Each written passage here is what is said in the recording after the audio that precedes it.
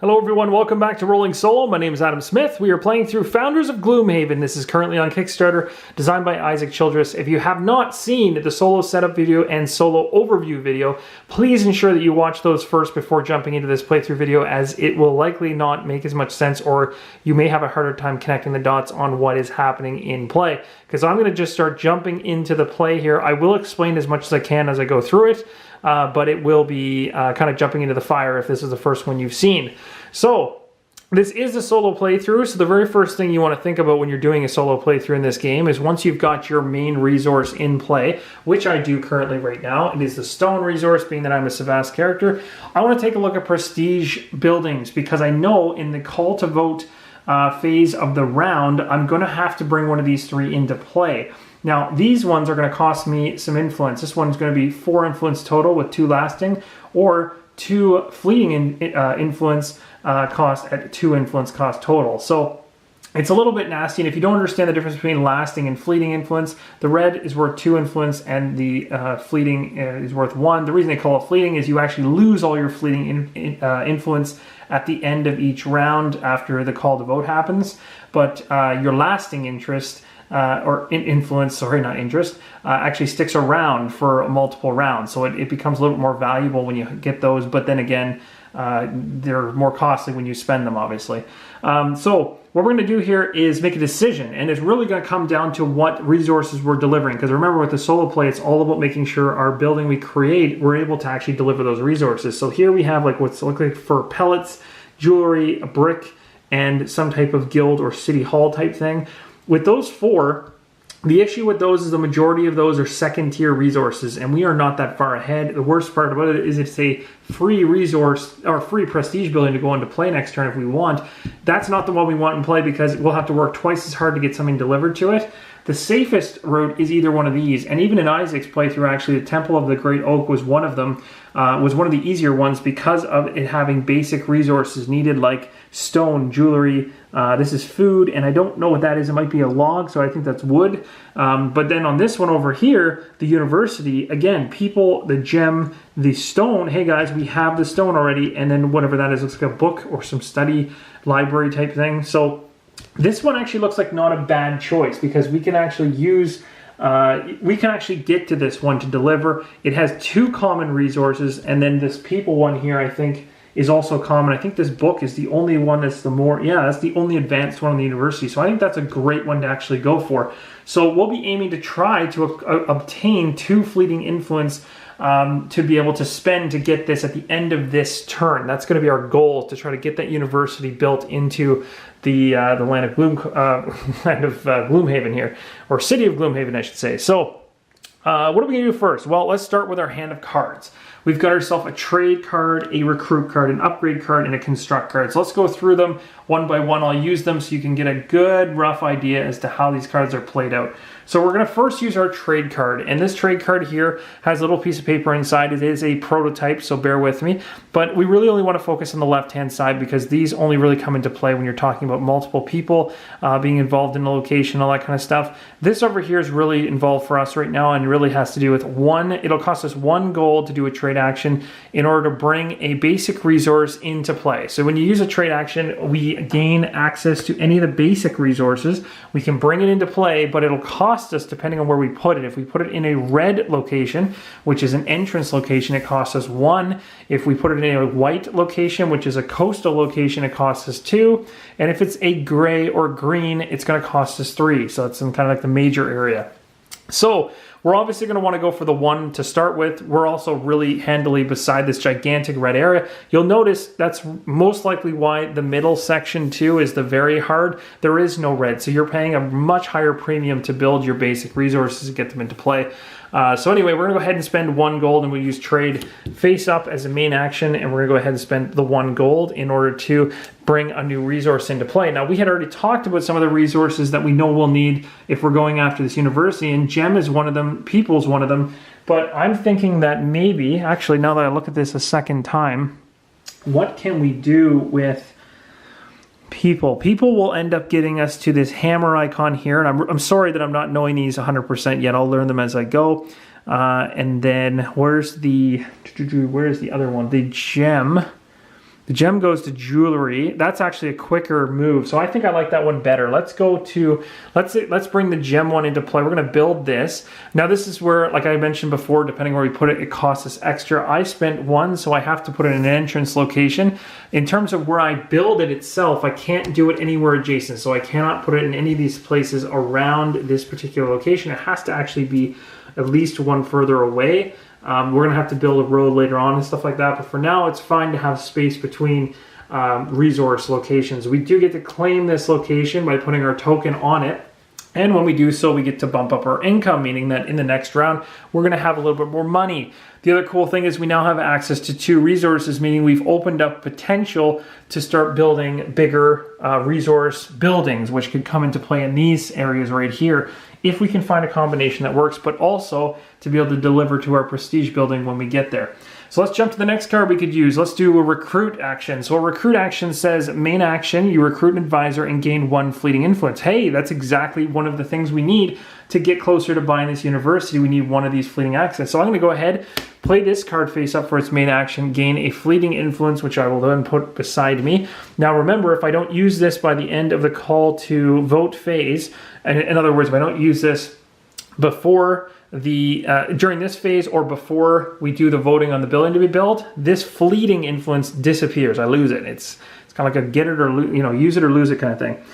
So we also get an advisor. That's great. Now the other stipulation with advisor, there's 2 things. One is it has to match a resource you actually have in place. So I do not have the anvil. I do not have access to this particular, it looks like cattle. I do have access to the gem. I don't have access to what looks like food or corn. So I have access to the showman. The worst thing about it is that the showman costs 2. So that's too bad, I guess. So basically, if I go ahead and purchase the showman, which I can, or I wouldn't purchase, well, I actually do have to purchase him, so I can take him as an advisor into my hand, but I have to make sure I pay 2 in order to get him into my hand. He doesn't go into the discard pile, he literally does go into my hand right away, which means we get his bottom action if we want to use it. But remember, if we use advisors for their main bottom action, they're discarded at a play forever. However, if I flip it over and use it for a follow action, I get to bring him back next turn. It keeps my hand growing.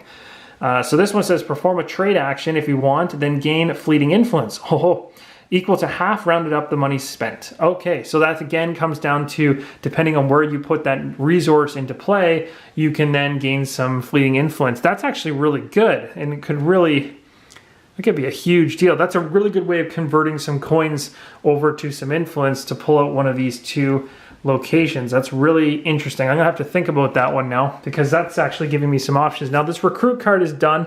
I've got the influence, I've got the advisor, so I can put it there as a discard. We've got 2 cards, well technically 3 cards, but we have 2 more to go through. This one here is called an upgrade. So an upgrade allows us to go up to an advanced resource building and a connected road. So we use this, we can go after an advanced building so long as we can actually pay for it, of course. And we also would get a road that we can connect to it as well. Now, the only thing that's the issue with this is if we go up to the next tier, we need to make sure we have the resources in order to build it. So for instance, I could go to the jewelry level, which wouldn't be a bad idea. The only problem is that if I look at my chart here, it's kind of like, that is the next level up from gems. So it's not a terrible idea. The only thing to keep in mind with this is, now the other thing to keep in mind is in terms of restrictions on where the resources can be built, anywhere. They can literally cover the map anywhere. It's only prestige buildings that get picky in terms of where they actually get placed. So the question is the jewelry the best thing to be putting into play right now? Well, let's take a look at our stuff here. If we do the jewelry, we actually have jewelry on the Great Oak and we have it on the Merchants Guild. So if we didn't get enough fleeting influence, we'd have enough to bring this into play, at least satisfy the first delivery. I kind of like it. So let's go ahead and do that. Again, it says you can go ahead with a 2 or 3 cost to build an advanced building. I'm just going to do a quick read here. The upgrade says pay to build advanced resource building. You can build the road before or after. So that's the other cool thing is I can actually build the road before I build the building, but it has to be connected. So I'm going to go ahead and grab this jewelry thing. Now, the only thing that's risky about this is it does cost quite a bit of money. So it would actually drain all of the money that I currently have. So that's a little iffy, and it might be a little aggressive off the top, but I'm going to do it anyway because I'm crazy. So I'm going to go ahead and play this upgrade. I'm going to spend all of my money. Oh, this is tough, actually. You know what? Maybe I shouldn't be doing this. I don't really have a need to do this just yet. I'm going to change my mind. It's a good idea for a future, but you know what I'm really thinking, guys? The house. And the reason why I'm going after the house here is that if I go ahead and I can use this upgrade card, I can flip it over and use it for a follow action instead. If I do so, I can actually go ahead and potentially build a house. So when you do a follow action, you can gain $1, gain a fleeting influence. You know, you can go ahead and build a house, stuff like that. So is that what I want to do? That's a really good question. Let me see. Oh no, sorry. Building a house is construct. My mistake. So let's change the way I'm doing this. I'm not going to use this card for now. I'm going to use the construct card, which says build a personal building at a cost of -1. Each house costs 4, so it's going to cost me 3. So it's only 3, which is good because I can still have 1 left over. It allows me access to a meeple now that comes into play. So now I have an extra worker essentially. This house goes into play. The rules on the house in terms of where they go is it has to. I have to build it adjacent to something that I own, and there can only be the one. Like I have to build it adjacent to something that exists currently. So I'm going to go ahead and probably put it. I'll put it here. I think that's legal, and if it's not legal, I will double check it. If it's not legal, I'll move it later. But for now, I'll put it right there. And so I've already satisfied this card now completely, so I can discard this as well. Now remember, we're going after a certain card in the prestige round. We need a fleeting influence. Yes, fleeting influence. I always thinking it's called something else, but that's correct. So we also have the meeple. We don't want to forget about that. We now have access to this guy, and he can come down here and do this, which is build up to 4 road tiles connected to a stone resource tile. And we have a stone resource tile right here. So I could potentially use the meeple on this turn, drop him here, and it would build up to 4 road tiles to connect stone resources. Now it gets a little bit dicey because I don't know. Well, there's no harm in doing it because at this point he's my only thing that he's the only option I have because there's no prestige buildings with a meeple option out yet. So I'm going to go ahead and build a couple roads. So I'm going to build 1 road right here, and then the other road I'm going to build it like here. And I think I'm allowed to do this. It says build up to 4 road tiles connected to a stone resource tile. So you can see this one here. So I'm going to also do one over here. And then I'm going to do, maybe I'll move this one over to here. No, this is good. This is good here. This one has to be adjacent to the stone. So here. So it's kind of like this. I'm building like a pattern out from my stone area. So that's pretty cool actually. So kind of built out a little grid basically of where I can have things built out adjacently. So that's really cool. So he's spent now. I still have 2 cards in my hand. I have an upgrade card and I have a showman card. I know I need that fleeting influence, right? So that's where I'm kind of debating on that one. And then money would be good too. So what I'll do is I'm gonna actually use one as a follow action by putting it upside down to gain 1 fleeting influence so that we have enough influence to go after the university next turn. And then the showman card, I can choose what I want to do with that with one of the follow-up actions. I have, I could build a road, which is pointless because I have tons of roads right now. I could do the racial action. Oh, sorry, actually. Haha, no, I can't. Because I used the meeple on my racial action, that actually is what you have to use a follow action for. So if you use a follow, like you have to use a follow action card, or if you have to use a card as a follow action, I should say, in order to put the meeple here in the first place. It's one of the 5 things that you can do as a follow action. So technically I'm actually out of actions as of right now, which is good because I still have enough for influence. I don't have a lot of money, so that's bad. But I did increase my income. I did build a bunch of roads. I've got a house out there. It's not terrible.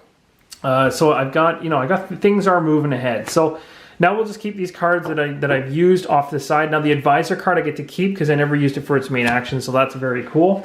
And we're essentially drained out of cards. Now the other thing that I need to double check on, and I'll do this outside the video, is this thing refills and repopulates. So another advisor is going to come out here and would have normally happened the moment I bought something. I just want to make sure which side of the track it comes in on because I don't want to put them on the wrong side. Either your shuffles left or shuffles right. I'll double check on that.